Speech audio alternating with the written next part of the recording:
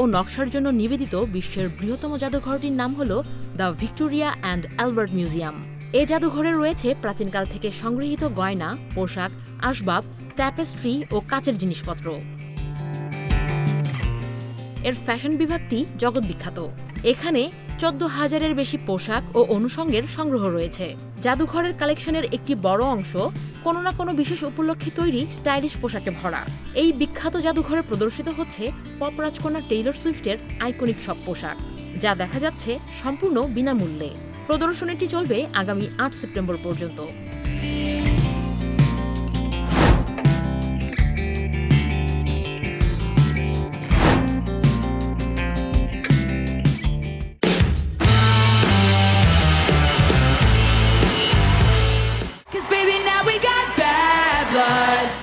বর্তমান পপ কালচারে সবচেয়ে প্রভাবশালী ব্যক্তিত্ব হলেন টেইলর সুইফট।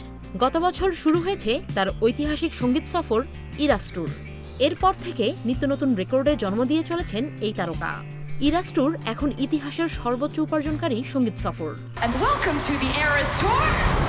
এর বদৌলতে টেইলর হয়েছেন বিলিয়নিয়ার, পেয়েছেন টাইম ম্যাগাজিনের সর্বসেরা ব্যক্তিত্বের খেতাব। ফোর্বস ম্যাগাজিন তাকে বিশ্বের 5ম ক্ষমতাধর নারীর স্বীকৃতি দিয়েছে। এমন একজন যে ফ্যাশন দুনিয়ায় প্রভাব বিস্তার করবেন, এটাই স্বাভাবিক। প্রিয় নম্বর সেট করে বিকাশে সেন্ড মানি করুন ফ্রি।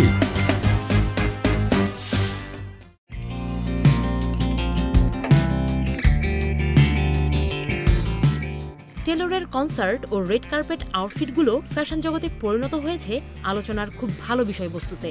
এমন কিছু আইকনিক পোশাক ভিক্টোরিয়া অ্যান্ড অ্যালবার্টে প্রদর্শিত হচ্ছে, যেমন ক্রিস্টাল অস্কার দেলার রেন্টার ড্রেস। পোশাকটি তিনি পরেছিলেন 2022 সালের এমটিভি মিউজিক অ্যাওয়ার্ডে।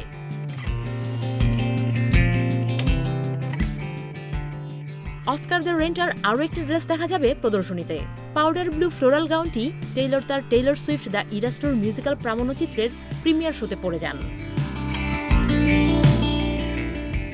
সুইফটের সেরা কিছু মিউজিক ভিডিওর আউটফিটও আছে এখানে। এর মধ্যে উল্লেখযোগ্য টেলরের নতুন অ্যালবাম দ্য টর্চার্ড পোয়েটস ডিপার্টমেন্টের জনপ্রিয় গান ফোর্টনাইটের মিউজিক ভিডিওতে পরা ভিক্টোরিয়ান স্টাইলের কালো গাউন। এছাড়া 2020 সালে মুক্তি পেয়েছিল তার আলোচিত গান দ্য ম্যানের মিউজিক ভিডিও। সেখানে একজন মিলিয়নিয়ার প্লেবয় পুরুষ চরিত্রে অভিনয় করেন টেইলর। সেই ভিডিওতে তার পরা কালারফুল শার্ট, প্যান্ট, এমনকি পরচুলা, আগলা গোফ সবই রাখা হয়েছে প্রদর্শনীতে।